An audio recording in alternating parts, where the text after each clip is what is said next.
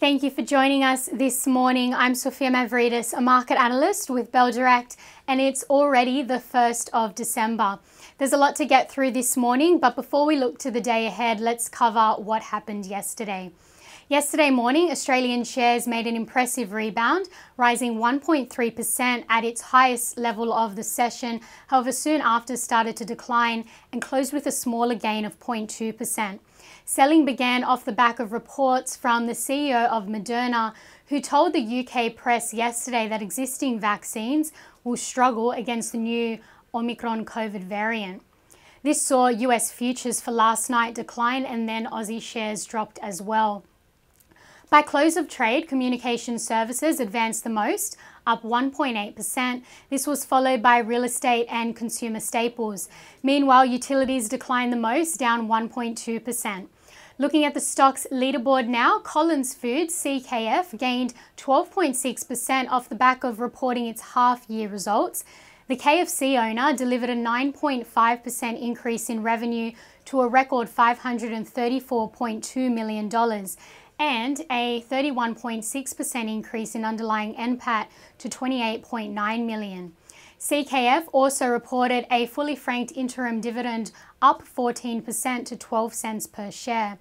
And Collins Food is also performing very well year to date, up 47%.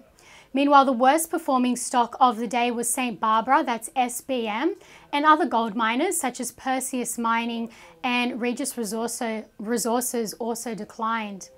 And the most traded stocks by Bell Direct clients yesterday was lithium miner Orocobre, ORE. Banking stocks, CBA and Westpac, were also highly traded, as well as mining stocks Pilbara, BHP and Whitehaven Coal. In US equities, all three major benchmarks closed lower after the Federal Reserve Chairman Jerome Powell said the central bank will discuss speeding up its bond buying taper at its December meeting.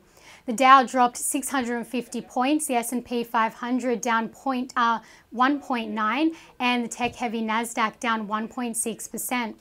Now looking to the day ahead, taking direction from the broad sell-off in New York, the ASX 200 is set to open lower, with the SPY futures suggesting a drop of 0.5%. Economic data out today includes the manufacturing PMI for November, as well as third quarter GDP, which will be released today at 11:30 a.m. Australian Eastern Daylight Time.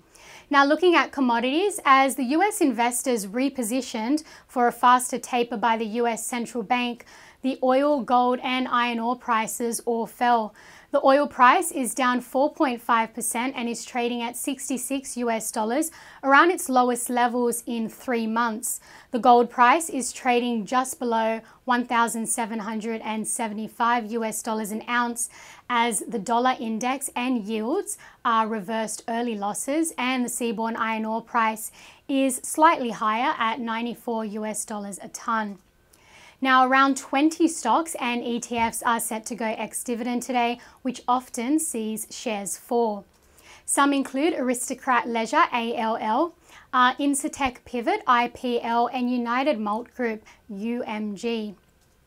As for some trading ideas for your consideration, Ord Minnett retained their buy rating on several gold mining stocks, advising 3 ways to play the gold market. Their first strategy recommendation is to buy a basket of liquid stocks with strong exposure to passive products to mitigate risk. The second is for the stock to have strong fundamentals and upcoming catalysts. And the third involves long-term investments.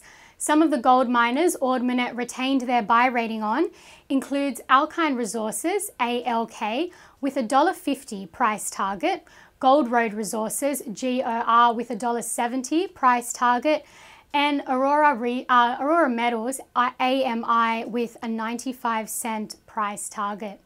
End-to-end bullish charting signals have been identified in Ioneer, INR, and 4D Medical, that's 4AX, according to Trading Central. And that's all for this morning. I'm Sophia Mavridis with Bell Direct. Have a great day and happy trading.